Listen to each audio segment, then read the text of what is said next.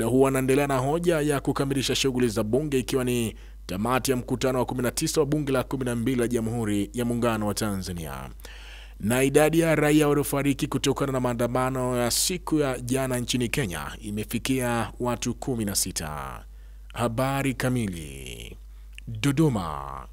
Waziri wa nchi ofisi ya Rais, tawala za mikoa na serikali za mitaa Mohamed Mchengerwa amesema serikali inatambua kazi inayofanywa na wakala wa barabara za vijijini na mjini TARURA nchini. Waziri Mchengerwa ametoa kauli hiyo wakati wa kutia saini mikataba ya utekelezaji wa miradi ya TACTIC kwa ajili ya miji 11 jana jijini Dodoma na kuwaonya wakandarasi wanaofanya ubadhirifu wa fedha za mradi. Miradi ya TACTIC inalenga kuboresha huduma za usafiri, biashara na mazingira ya miji nchini katika miji 45 ya Tanzania bara, ikihusisha ujenzi wa barabara za lami, taa, mifereji, masoko, vituo vya mabasi na vivuko vya maji kwa mkopo nafuu wa dola milioni 410 za Benki ya Dunia. Na waelekeza wakandarasi ambao tumesaini mikataba hii kuhakikisha kwamba taratibu zote zinakamilika kwa wakati ili muweze kwenda site mara moja bila kuchelewa, kama ambavyo serikali tumehakikisha kwamba taratibu zimezingatiwa na ninyi wakandarasi mlioshinda zabuni hizi mmepatikana. Basi nendeni mkahakikishe kwamba msichelewe. TARURA, fuatilieni kwa kina kwa sababu tunao wakandarasi wengi. Wale ambao watakuwa goigoi, msisite kutengua mikataba kama itaruhusu iwapo atakiuka taratibu. Kwa hiyo nawataka muwe makini, muwe wakali. Wawakilishi wa wananchi walihangaika sana kumuomba Mheshimiwa Rais kwenye miradi hii. Dhamira yao ni kuwaona wananchi wao wanapata huduma nzuri katika maeneo yao. Waziri Mchengerwa amemsisitiza mtendaji mkuu Mhandisi Victor Seif na timu yake kufanya kazi kwa bidii na ubora, kwamba serikali itaendelea kuunga mkono kazi zinazofanywa na TARURA nchini. Biharamulo. Wakazi wa wilaya Biharamulo mkoani Kagera wameiomba serikali kupunguza gharama ya ununuzi wa nishati safi ikiwemo gesi ili kuwezesha wananchi kutumia nishati hiyo kuepuka matumizi ya kuni na mkaa. Wakazi hao wamesema hayo wakati wakiongea na Radio Kwizera juu ya madhara ya kutumia kuni na mkaa vinavyosababisha madhara makubwa ya kiafya na uharibifu mkubwa wa mazingira. Bwana Alfred Joasi na Matayo Makenzi wamesema wanalazimika kutumia kuni na mkaa kwa sababu nishati safi inapatikana kwa gharama kubwa, hasa gesi, kutokana na uchumi wa wananchi kuwa mdogo na kuchangia uharibifu mkubwa wa mazingira. Kwa sababu ukizingatia nishati safi kwanza ni jambo zuri sana, pia inatusaidia. Nishati safi zimekuwa nyingi, kuna umeme, kuna gesi, mkaa, japo mkaa sio swala zuri sana. Gesi ni ya bei ya juu, kwa hiyo ni ngumu sana kwa mkazi hasa wa Biharamulo na kijijini huku kutumia gesi kwa sababu ya gharama yake. Yaani upatikanaji wa kuni ukilinganisha na gesi, unaona kuni ina bei nafuu kuliko gesi. Hata mimi wanaposema huu mkaa wasio kutumia uchafu na nini, ninauona kwenye TV. Hivi karibuni waziri wa fedha Dr. Mwigulu Lameck Nchemba akiwasilisha hotuba bajeti kuu ya serikali kwa mwaka wa fedha 2025-26.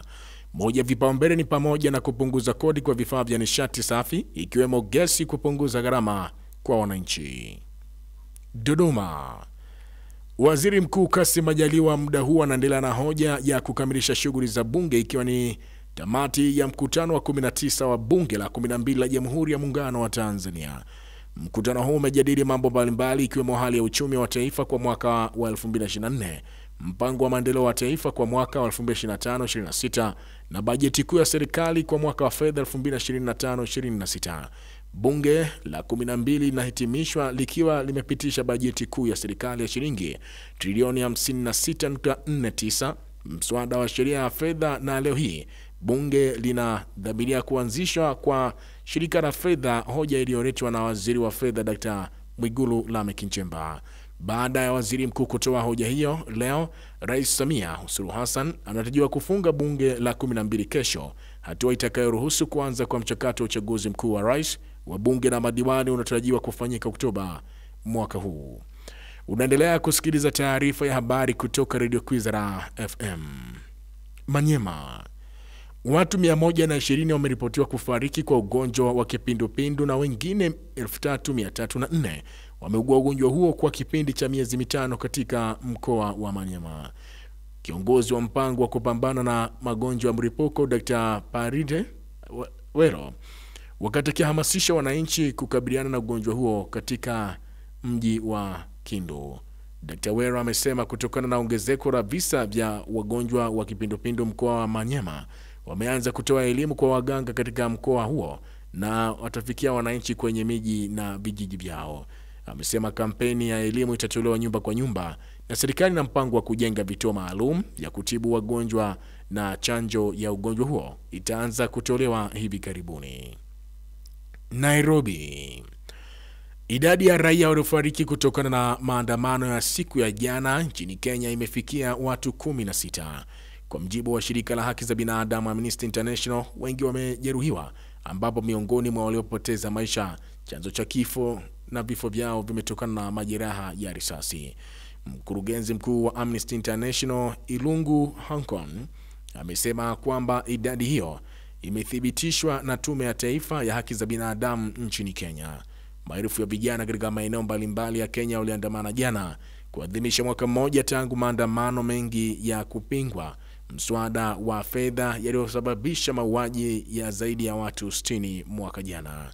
Maandamano hayo yalifanyika mwaka jana mwezi Juni 25, ambapo mbali na vifo hivyo vilisababisha mamia ya wengi kujeruhiwa. Kabla kumaliza taarifa ya habari, hutena ni muhtasari wake. Wakazi wa wilaya Biharamulo mkoani Kagera wameiomba serikali kupunguza gharama ya ununuzi wa nishati safi ikiwa ni gesi ili kuwawezesha wananchi kutumia nishati hiyo kuepuka matumizi ya kuni na mkaa. Waziri Mkuu wa Jamhuri ya Muungano wa Tanzania Kassim Majaliwa muda huo anaendelea na hoja ya kukamilisha shughuli za bunge ikiwa ni tamati ya mkutano wa 19 wa bunge la 12 la Jamhuri ya Muungano wa Tanzania. Na idadi ya raia waliofariki kutokana na maandamano siku ya jana nchini Kenya imefikia watu 16. Waza Wazua. Msikilizaji, maisha ni hatua, songa mbele kwa mlengo chanya, kuwa makini na unaotembea nao. Waza Wazua. Na huo ndio mwisho wa taarifa ya habari kutoka Radio Kwizera FM. Endelea kutufuatia katika mitandao yetu ya kijamii ya Instagram, TikTok na X at Radio Kwizera FM, YouTube Kwizera TV na website yetu ya Radio Kwizera.co.tz.